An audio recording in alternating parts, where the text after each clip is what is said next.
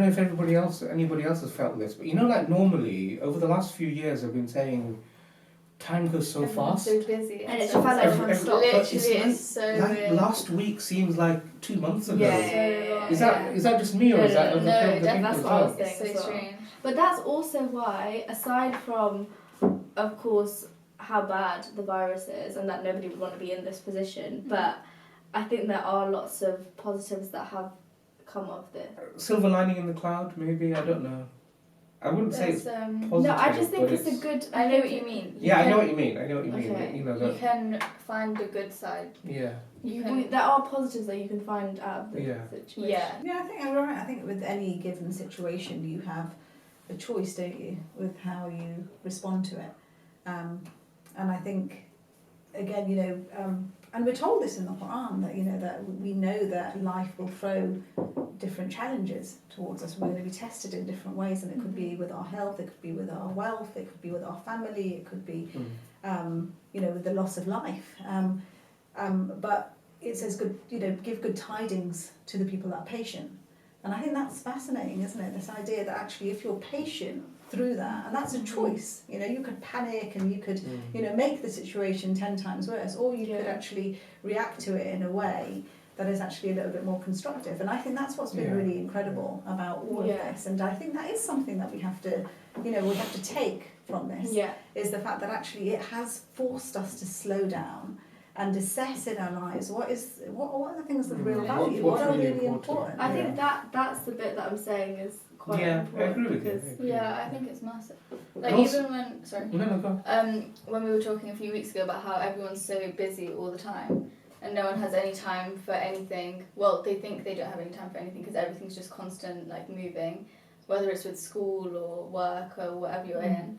But this is kind of like you literally have to stop. Like there's government advice to just be at home. So it's finding now you've been given that time to do whatever. And I wonder whether this will have an impact on our life after Corona. I think it will. I wonder whether a lot of people will feel that at the end of this, actually, I could work from home. Yeah, that's true. I made it work for the last few months. Yeah. Why not carry on that way? And I wonder whether businesses would change, would downsize, or will change the way that they work. I don't know. I think there's also an opportunity here to look at sort of bigger changes as well. I think one of the first things that sort of came out from China and Italy was that once things had sadly almost come to a standstill, they found that the waters in Italy were now clear, and the skies in China for years and years that were filled with smog and pollution were clear. And I think that's almost sort of shaken people a little bit into that sense of, well, what are we doing to the environment that we're looking in? And also I think this idea that, we're all connected. This thing started in China, and it was like, okay, well, that's happening over there, we're disconnected. And then suddenly we were shown, actually, it will spread. And what's happening over there now isn't just over there, but it affects all of us. And so that means that we have to start to change the way that we behave. Yeah. Because, it's not just about looking after what's happening in our own backyard, but what we do has a consequence to everyone, and it comes back around again. And so what was interesting recently was that politicians are now saying it's not just important about solving the corona issue here, because we don't look at the most sadly the most sort of the people that apply to the people in the most difficult situations like Syria and other parts of the world. This virus is going to come back round again. So it's cyclical. We are all connected, and we have that sense of responsibility to everybody, and it is in that sense the virus is teaching us that, I think. Don't you think it's quite humbling as well, as in like before all of this there were so many wars and like battles over things like power and oil and money and things like that, but now it's like it's a global effort to fight the same thing. We're all in the same position, regardless of like Donald Trump, Boris Johnson just got corona. Like doesn't matter where you are in power, like, everyone's equally affected. That equality of humanity, isn't it? Sort of like I mean, I think this is going to shake us up. It is shaking us, and I think it will continue to for some time. And who knows? Who knows what good will come out of this or what? But I even think just like beyond what good will come from it. Yeah. Even during this period of time, I think, say for myself as a student, I feel like so far in life, like you said earlier, everything feels like it's gone so quickly, it's been so rushed, and we never really do stop. Like if we stop, it's for like a Sunday or something to like enjoy the Sunday, and I think you always have like a kind of like a hidden agenda. So say it's the summer holidays, you know you're meant to be chilling because it's the summer holidays, but this time work is still going on, and universities, so for me university work's still going on, but really I do have time because it feels like things have been paused, so I have a gap in my life, it feels like I've never really had before, and I can kind of fill it with whatever I want to fill it with. So I'm thinking now, for me, I want to do a lot of like. But before you move on to that point, I mean, I think one thing it shows us, just a quick observation, is how much time we actually do have. Yeah. And we spend a lot of that time rushing around, moving from one thing to another, travelling from one place to another, and you know, when you cut all of that out, you actually realise the true value of you. I think that's what we're saying. That's what we're seeing. But how do you do that? Because I don't think you can, because you always have. If you're not like just. But do you think this will change that, as in your priorities? So if you've now had this time to do whatever you need, you think actually that had real value in my life, I need to. I think it can show it for individuals, but like say in the education system, we're just moving from like primary school to secondary school to like, then it's always another thing. Even when you finish uni and you graduate, you could have a gap year and then you have to go into work. It's just the way that society is, and it's the way it's set up. Mum was asking what you're doing with your so I think for me, I've been saying, so I was discussing with my friends about like what we're all doing, because for some of them they like to be, and myself included, like to be really busy all the time. I've never really liked to just stop and just be at home not doing anything with no plans and stuff. So I think at first it was a bit of a shock to my system, but then after that I thought, actually this is the time. I've always said, like, you give a lot of excuses to people, and they're genuine excuses because you are busy, but a lot of the time I think what a lot of students say, and I don't know if you feel this as well, Hadia, that we don't have time, like we don't have time to do this and that. But there are lots of things that I would want to do, so including like this podcast stuff, getting on top of all of my normal things like university, gym, that sort of thing, but also just focusing on like my own like small personal goals like within myself and stuff. That's something that I'm trying to do. And then trying out different things, like a lot of people have said to me recently, like to do like meditation and stuff like that. You always say, oh, I don't have time to fit that into my routine, but for me I think this is the best time to like to start making that a habit, or adding it to my routine. But you should be able to find your passion and find like hobbies and things to do outside of your studies or your daily life that will carry on after this. I think I need to think more. Like I don't really ever let myself think. Like just stop and have space to and think. Because even like on journeys and things you have time to think about, I'm always listening to music, but like, I always fill the space. Do you know what I mean? I never just stop. And have you I feel like started that's the thing. But no. But I think it's quite scary. It's really important. But I think it is very scary for a lot of people because they've never. If you never had something else to think about, even when you think you're relaxing, if you have music or something, that you're never fully alone. You're not alone. It's never fully. But also with social media now, like it's like all the trends that have been going around and stuff. It's a big distraction. But that's what I'm like personally trying to be off my phone quite a lot, because I don't want to just come out of this. So again, the same thing. You're trying to create that space, are you? Just because I don't want to come out of it and have just been on social media for like 3 months, because it's easy to do. It's really easy to do. But I just think it's like it makes me feel like I've not done anything in the day. Yeah, it makes you really unproductive. I think for me it's been, again, I think this whole thing has been, it's what you make of it, really, isn't it? And so initially it was like, oh great, a lot more cooking and cleaning because there's like a lot more people in the house.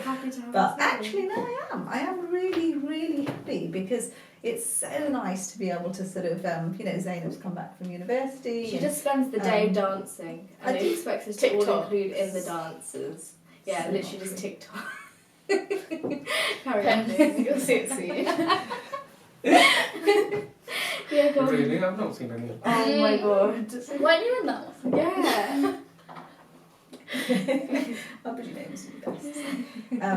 What was I saying? So to be able to sort of, spend time talking to you individually, but as a family, obviously started the Arabic with us, which is really so nice. So we're forcing Arabic ourselves classes with 2 modules. 2 modules. No, on the second You've module. only seen the 2 modules. Oh, There's it's about like 4. 506 or There's about something. 4. We have a very extra family. Well, we spent a lot more family time, haven't we? We just sat Yeah, around and singing. Like the talking first, the first couple of days when I came back, we were just, what were we It was doing? so calm. Sitting and listening to The record music. player. Yeah. Yeah. Just Yeah, like listen to throwback songs. we just had time to just actually enjoy the moment. You know, almost having the control taken away from us Yeah.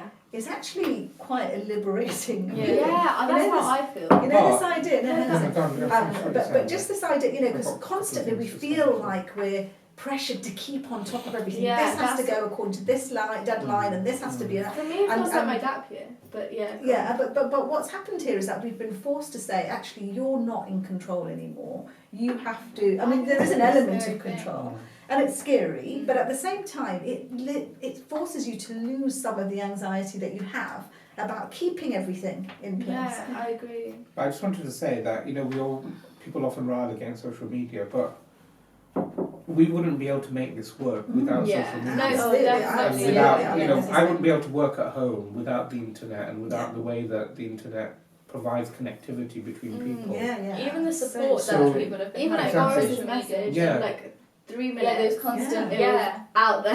Literally. So- but we had the Zoom conversation as well. Yeah. With the So whole on Mother's family Day, on Mother's Day. we That did a was Zoom amazing. thing with, what, about 30 of us? Yeah.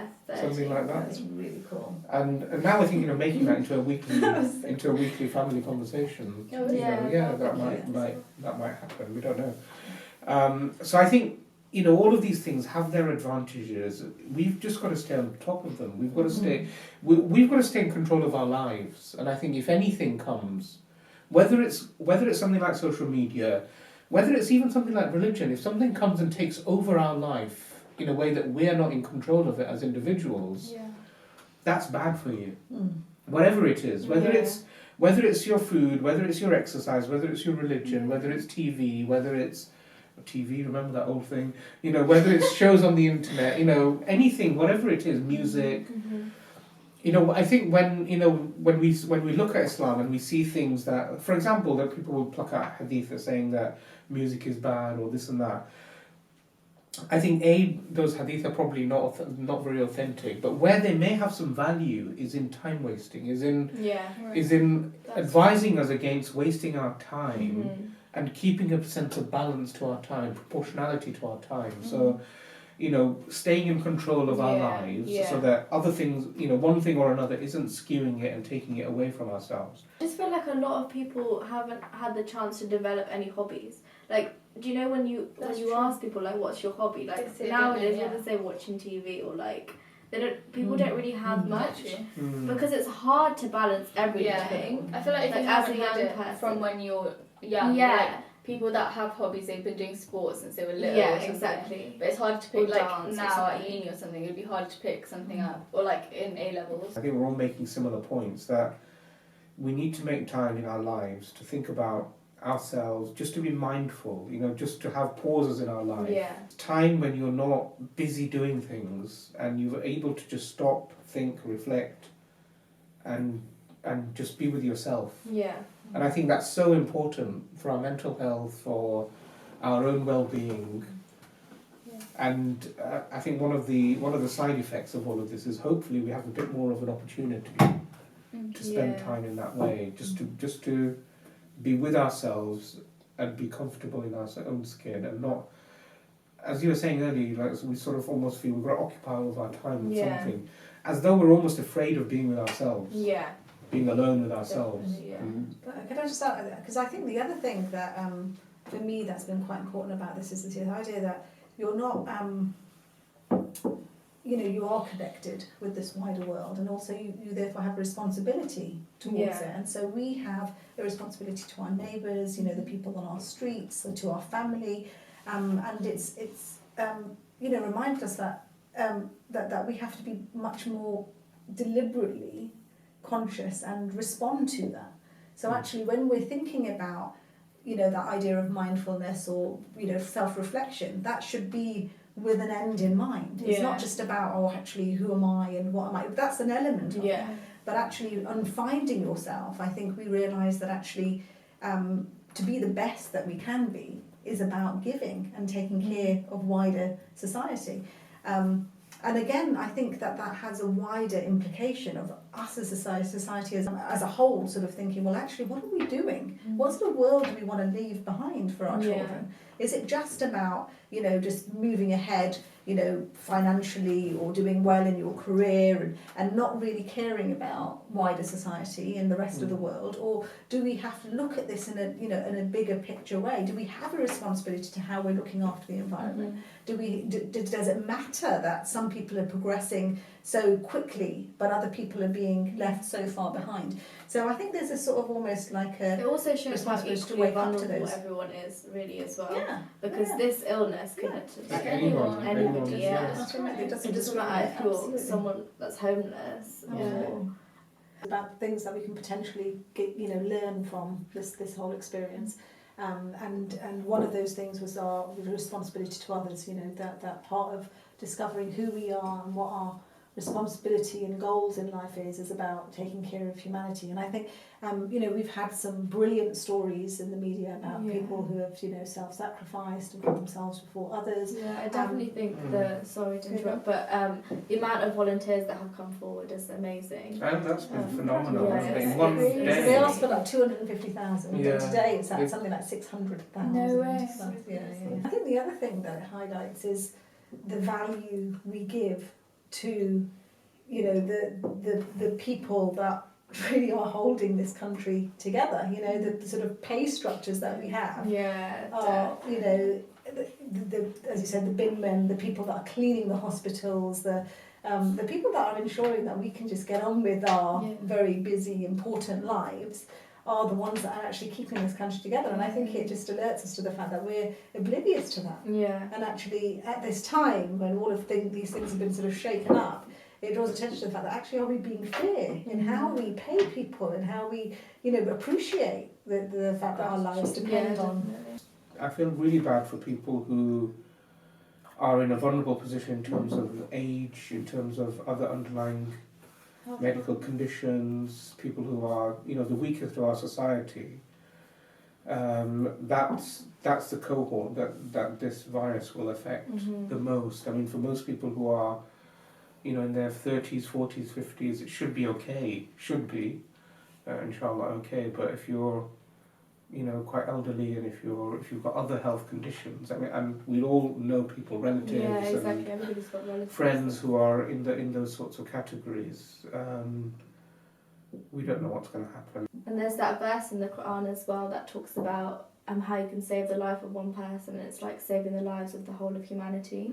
And I think all of us have the chance to do that now if we just follow the guidelines and stay at home. Do your part.